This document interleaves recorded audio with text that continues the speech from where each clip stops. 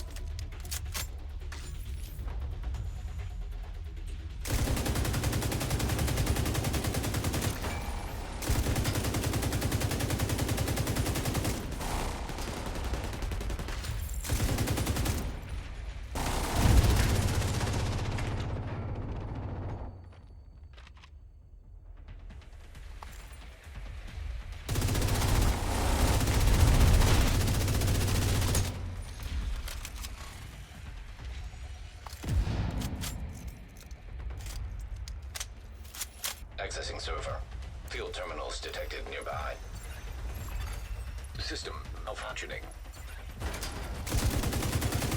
System reactivated. System curtailed.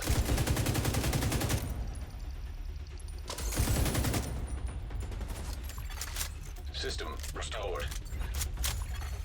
System malfunctioning.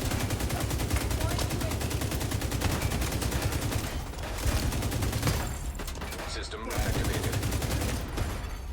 System curtailed.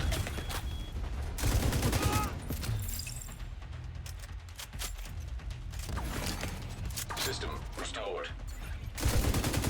System malfunctioning.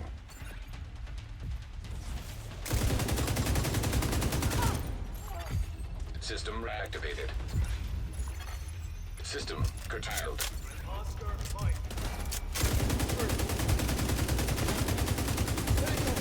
System back online. System malfunctioning.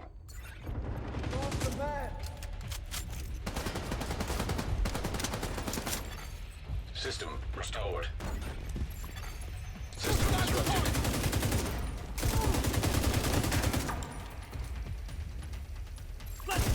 System reactivated. System malfunctioning. Terminal accessed.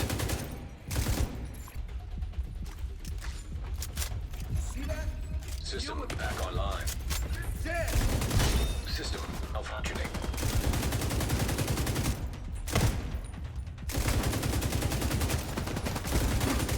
System reactivated.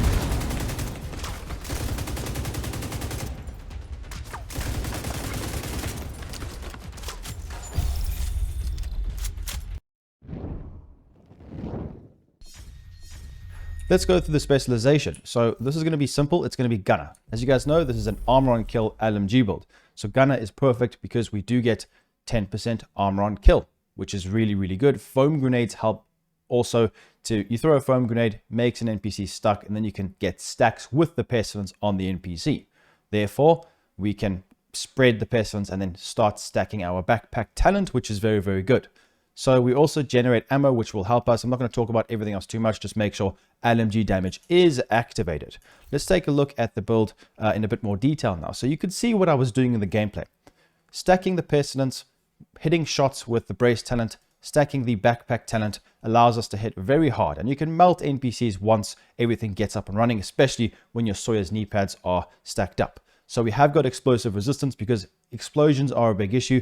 As you could see from the gameplay, we can mitigate it. So this build can be used with more reds or more blues. It's up to you guys. If you want more damage, you can just go for obliterate on the chest, something like that. It's completely up to you, but I really do recommend this talent. Also, vigilance can work. The problem with vigilance is you will be losing the damage a lot because we can tank a lot of damage. We can take bullets because we need to be out of cover shooting, but we get armor back very efficiently. Therefore, we wouldn't have vigilance active all the time. So you just need to stack this up, and I recommend this. It makes more sense than using vigilance, but it's up to you.